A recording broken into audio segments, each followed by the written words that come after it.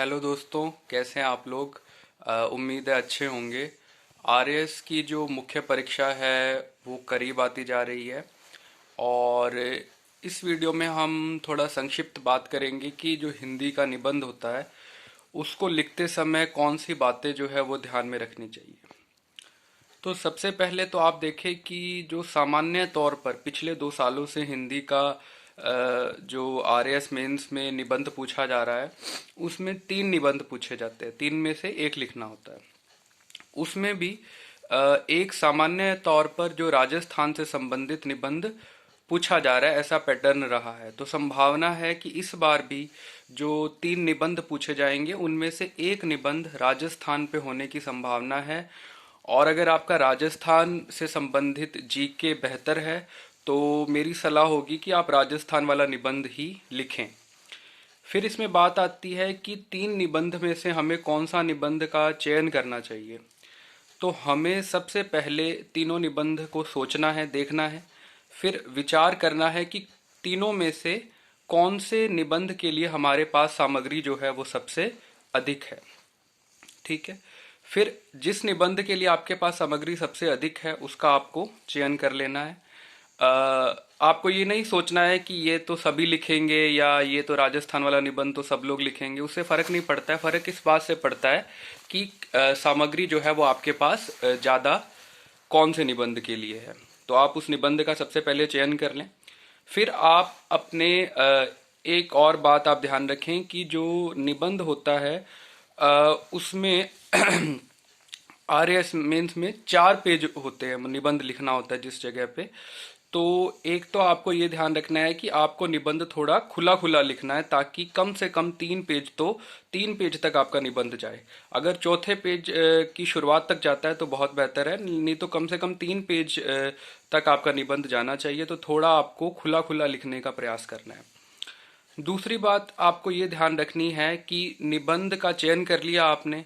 अब निबंध लिखने से पहले आपको उसका एक रफ ड्राफ्ट जो है वो दिमाग में बना लेना है कि मैं निबंध में पहला पैराग्राफ जो है वो ये इस संबंध में लिखूंगा, दूसरा इस संबंध में। तो ऐसे करके आपको एक रफ ड्राफ्ट जो होता है वो अपने दिमाग में बना लेना है। ठीक है, ये हो गई। जब आप रफ ड्राफ्ट बना लेंगे फिर उसके बाद आपको निबंध लिखना स्टार्ट करना है। ऐसा करने से क्या होगा कि आप जो है भटकेंगे नहीं और एक फ्लो में जो है निबंध लिख पाएंगे। हो सकता है निबंध लिखने से पहले इस प्रक्रिया में आपके 5-4 मिनट अधिक लगे, लेकिन बाद में आपका समय कम लगेगा जब आप उसको लिखने लग जाएंगे। अब निबंध का शुरुआत की अगर हम बात करें तो निबंध की जो शुरुआत होती है वो किसी कविता की पंक्तियों से, किसी जो विद्वान या कोई महापुरुष है उसके किसी कोट से कर सकते हैं, या फिर किसी फैक्ट से भी कर सकते हैं, जो वो निबंध की प्रकृति पर निर्भर करता है। लेकिन कविता की पंक्तियों से करना भी बेहतर रहता है। फिर निबंध का शुरुआत आपने कर दी, उसके बाद आप पहला पैराग्राफ लिख रहे हैं। पहला पैराग्राफ में सामान्य तौर पे हम जो भी निबंध होता है उसके परिचय के संबंध में लिखते हैं। तो इसमें आपको ये ध्यान रखना है कि जब आपका जो पहला पैराग्राफ है वो इतना इंटरेस्टिंग होना चाहिए कि उसके बाद जो है जो एग्जामिनर है उसको पढ़ने का मन करे। दूसरी बात, जो निबंध में पैराग्राफ लिखे जाते हैं वो पैराग्राफ आपको इस हिसाब से लिखने हैं कि छोटे पैराग्राफ होने चाहिए। और हर पैराग्राफ, जैसे आपने एक गद्यांश लिख दिया पैराग्राफ, उसके बाद दूसरा लिख रहे हैं तो वो स्पष्ट भेद आपको जो है वो दिखना चाहिए कॉपी में कि एक पैराग्राफ के बाद ये दूसरा पैराग्राफ चेंज हुआ है। कोई भी पैराग्राफ 7 से 8 मैक्सिमम 10 इन इतनी पंक्तियों से ज़्यादा नहीं होना चाहिए। जब फिर आप लगातार लिखते जाएंगे तो फिर वो नीरस हो जाता है, वो देखने में भी अच्छा नहीं लगता है। तो पैराग्राफ छोटे छोटे लिखें और पैराग्राफ बदलें। ठीक है। उसके बाद आप ये ध्यान रखें कि जो महत्वपूर्ण बिंदु हैं उनको अंडरलाइन जरूर करें। जैसे कोई फैक्ट है या फिर जैसे आपने वो कविता की पंक्तियां लिखी हैं तो उनको अंडरलाइन करें। तो इस प्रकार की चीज़ें आपको करनी है। तो ये निबंध के संबंध में था कि निबंध कैसे लिखा जाता है।